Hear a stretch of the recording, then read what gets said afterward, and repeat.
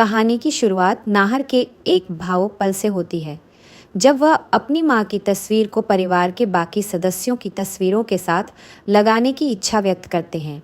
वह अपनी छोटी मां से इस बारे में पूछते हैं, जो उनकी सौतेली मां है, लेकिन उन्होंने नाहर को हमेशा अपने बच्चे की तरह पाला है। छोटी मां का ये भाव देखकर नाहर भावुक हो जाते हैं। छोटी मां के अनुसार उन्होंने नाहर को हमेशा अपने बेटे की तरह माना है और उसकी देखभाल की है, लेकिन वह मानती है कि एक जन्म देने वाली मां का स्थान दुनिया में कोई नहीं ले सकता।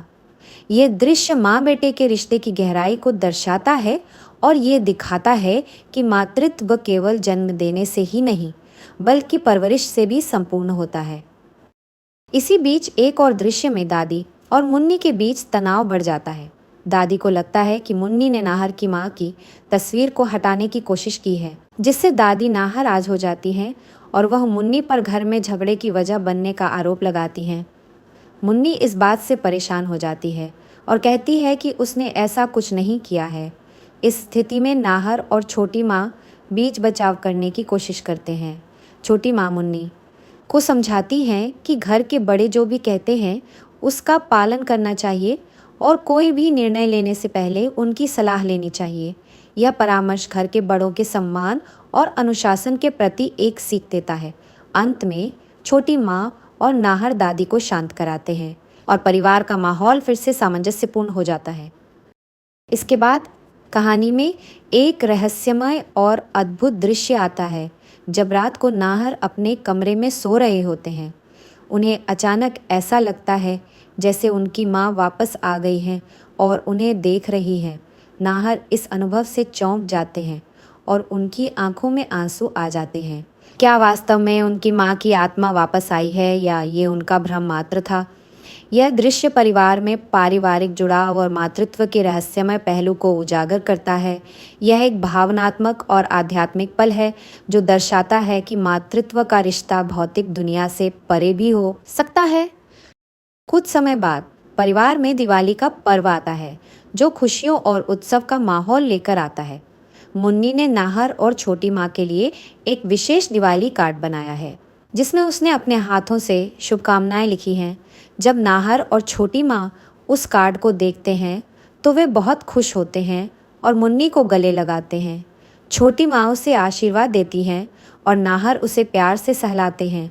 यह त्योहार का दृश्य परिवार में खुशियों, प्यार और एकता का प्रतीक बनता है।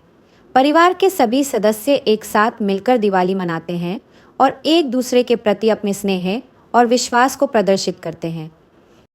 कहानी का सबसे भावुक और मार्मिक पल तब आता है जब नाहर छोटी माँ को धन्यवाद कहते हैं कि उन्होंने उनकी देखभाल की और एक सगी माँ की तरह उन्हें प्यार दिया। छोटी माँ की आंखों में आंसू आ जाते हैं और वह भावुक होकर कहती हैं कि वह जानती है कि एक सगी माँ का स्थान कोई और नहीं ले सकता, लेकिन उन्होंने हमेशा नाहर को अपने बेटे की तरह माना है। छोटी माँ कहती हैं कि उनके लिए नाहर ही उनका पहला बेटा है और वह उसे अपनी जान से भी ज़्यादा प्यार करती हैं। यह दृश्य कहानी का केंद्र बिंदु है, जो दर्शाता है कि मातृत्व का रिश्ता केवल खून का नहीं होता, बल्कि वह स्नेह, देखभाल और परवरिश का होता है। कहानी का अंत बहुत भावनात्मक है, जिसमें छोटी माँ अपने दिल की गहराई से कहती हैं कि नाहर का उनके जीवन में आना उनके लिए किसी वरदान से कम नहीं है।